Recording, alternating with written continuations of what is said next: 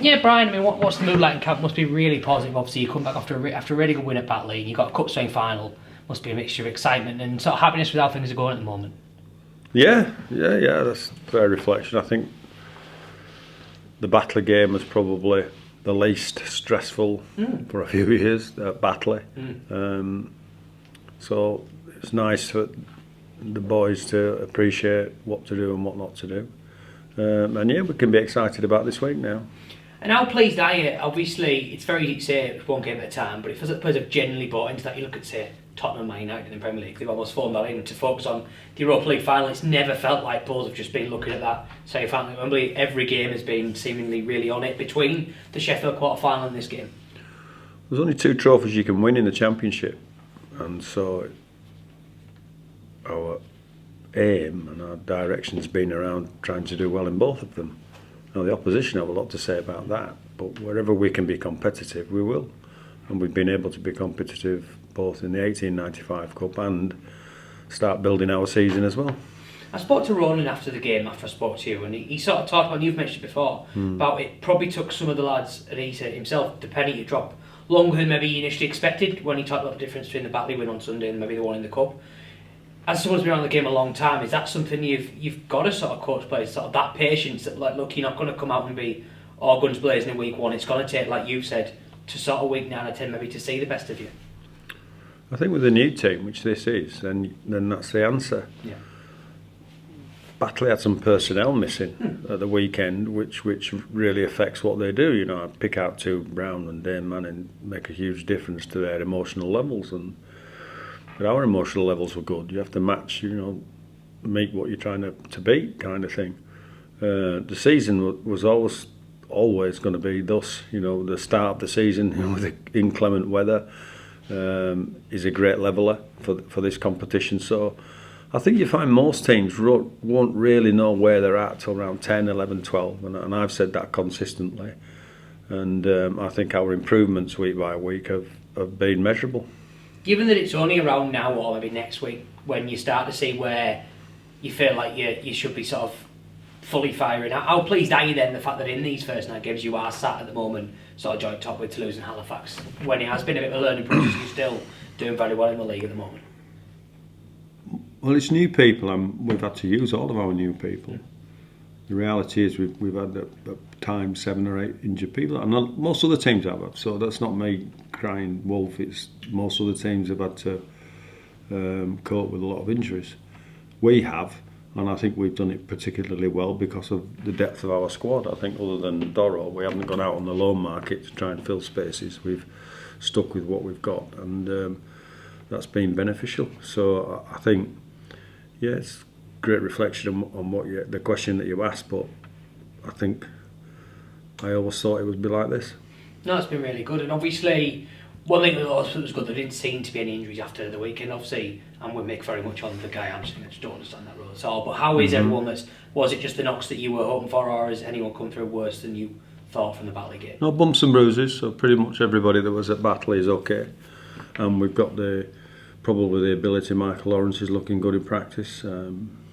So too is Joe Keys, and so too is James Donaldson. So there's a chance that they might make the mix as well. For the semi-final? Yes. Yeah, that'd be excellent if you could have all 3 of them, potentially. With the semi, obviously, it's a great looking semi-final lineup. That it must be a mouth-watering prospect. You've got against a very good York side. It could be an excellent game of rugby league with the chance to get to Wembley. They're a really good team. They've really sort of come on strong the last few weeks as well. Yeah, they are a good team, and they're on a run, and they're playing with confidence. Clearly we look at what they do, but they certainly look at what we do as well. So they have home field advantage. Will it be an advantage? Probably, I suspect, because there's a bit of familiarity and they know how to play that field. But we've travelled well this year. We understand the nature of the toughness of the game because of the quality we're playing, but we've done that before. And you obviously, even though you've come through the last couple of years and generally been very good, you have lost last 2 games at York. You talked about Batley and knowing how to go there, and after they've got the slope and obvious things. Is there anything that York do at their place that makes it difficult? Because last year they were sort of out of form. They went and beat Bulls very well and very easily at York last season. They did beat us easily, yeah. They played well that day, and we didn't. We did a lot of things that you can't do, and so is that a lesson for this particular team? We've said it's new, no, but there's a amber warning goes up that if you're not well, if you're not ready to go, then they know how to play that field and they can score points. So it's really, really important that we measure what they do and understand what we can do as well. Not to put any pressure on, but Jason said to me on email actually this week that he thinks it's Bulls' biggest game for 10 years. Obviously, you were in the semi-final last season, but that was a very, very, very tough game against a Wakefield team that were probably far too good for the championship. Does it feel massive in the sense that you feel like it's a more even game potentially against York to get to Wembley? Because you obviously were going for it last year, but it was always so difficult against Wakefield, whereas you and York feels like it should be a very, very competitive game. Well, I'm glad that I don't measure it that way. I know that they're a good team, and we're going to have to be, our best is going to be needed at the weekend. They're a very competitive, competent. You look at their roster and their players that they've got playing, they've got some good players. But I also understand that we've got good players, so it sounds like I'm rerunning the record again, but I think our best would be helpful.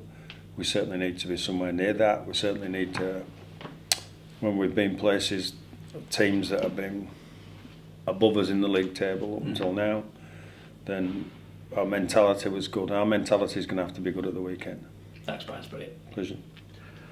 Brian, if you take the last 4 or 5 games in isolation, Bradford are conceding on average just 2 tries a game. That's the target you set. You're achieving that consistently.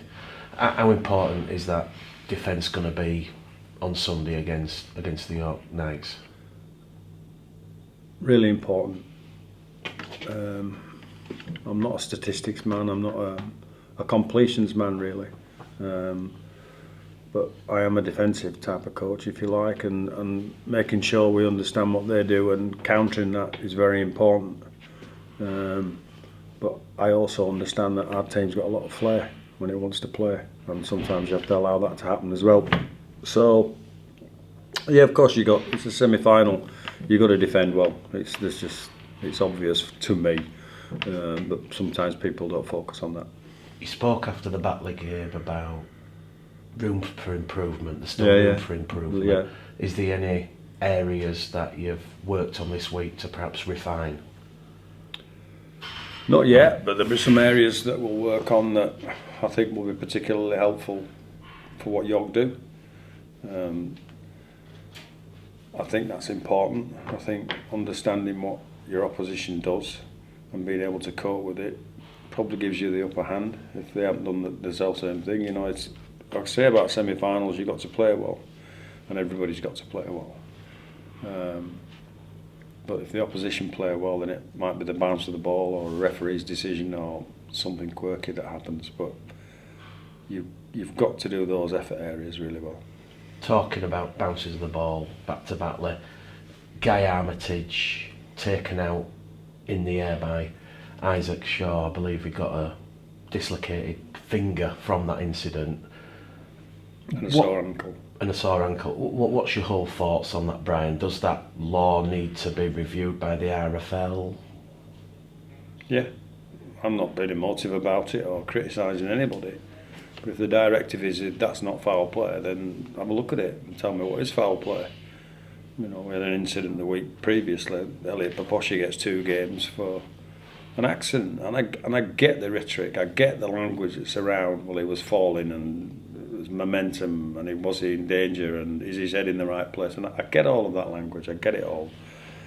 What I don't get is something that's blatantly obvious and nothing happens. In terms of Guy Armitage, is he able to feature this weekend with everything? So kind of guessing not as bad as first feared, but not great. It could have been, and he could have been out of a very important game for us. So I think it's not a thing for me. It's not a major issue, but I'm confident anybody at the RFL in charge of referees would see that and think, well, we need to do something about this. So I'm pretty sure they'll be on the same page.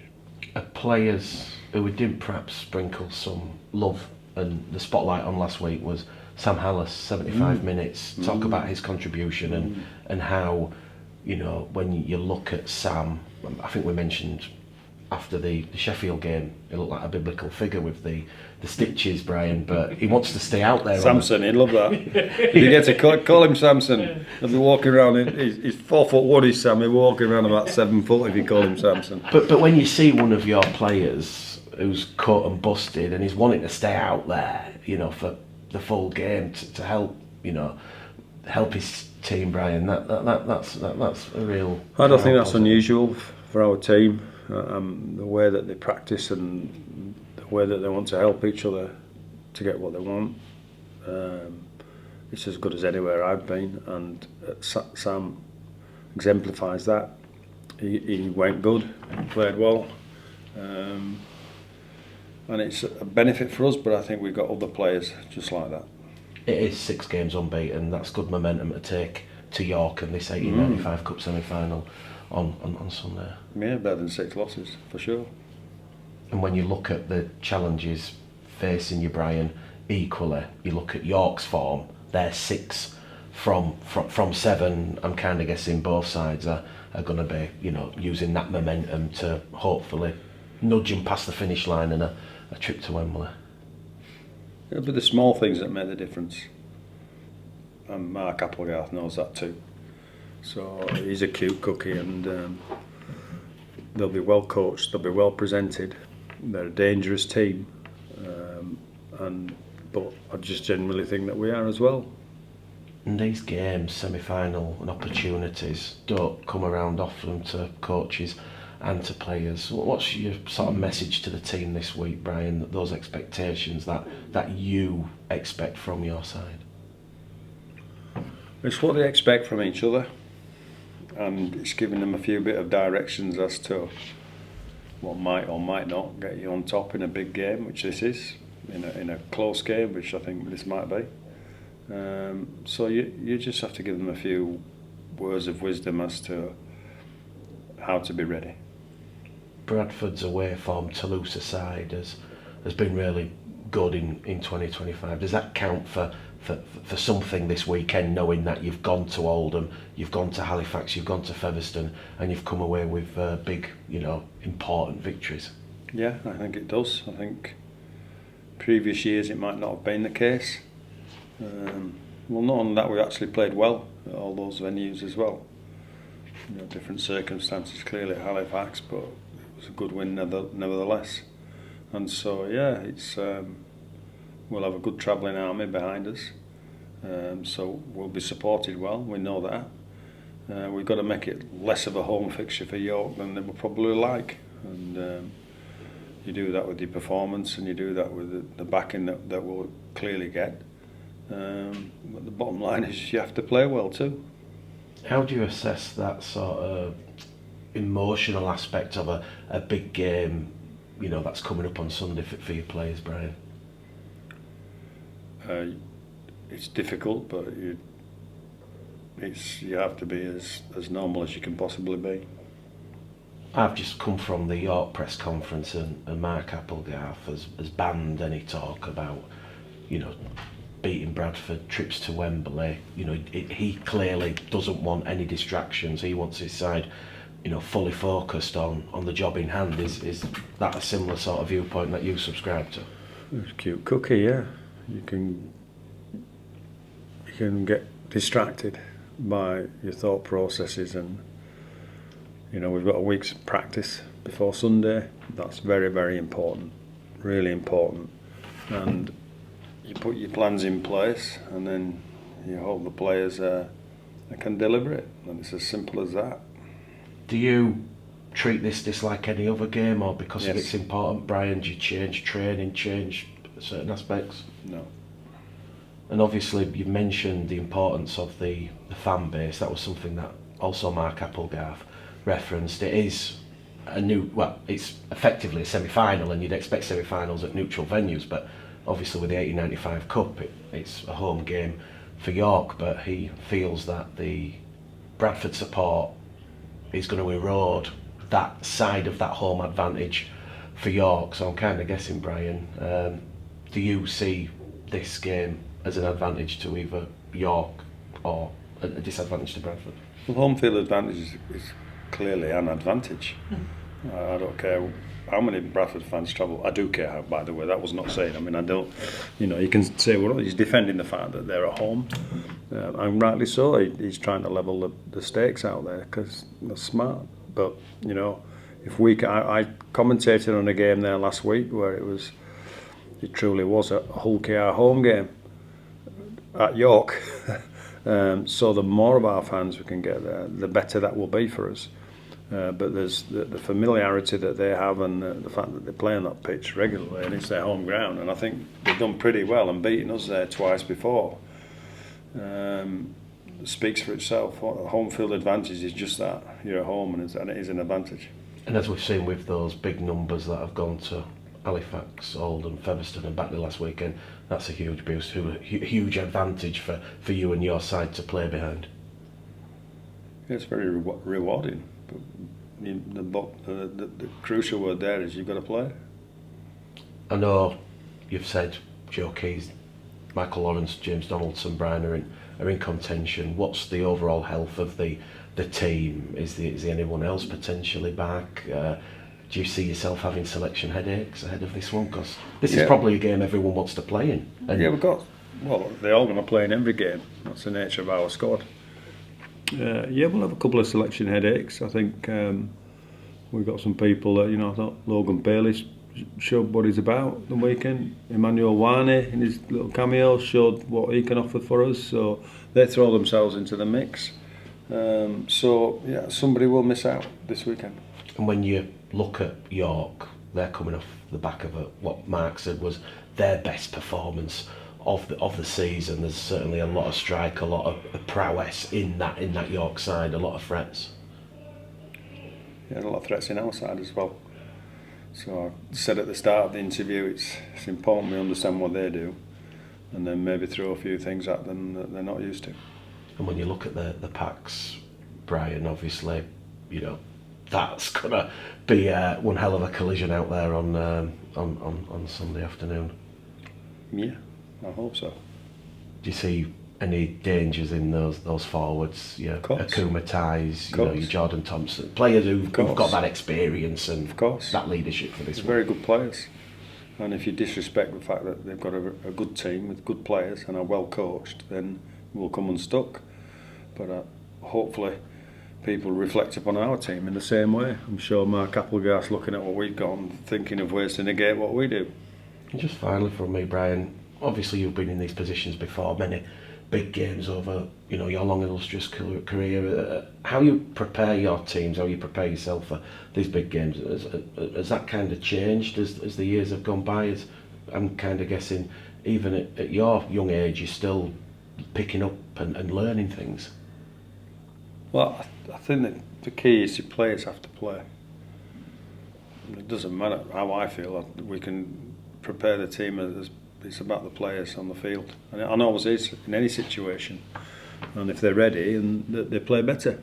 So it's important that's a reflection from them. We're ready to go, and they want to play well.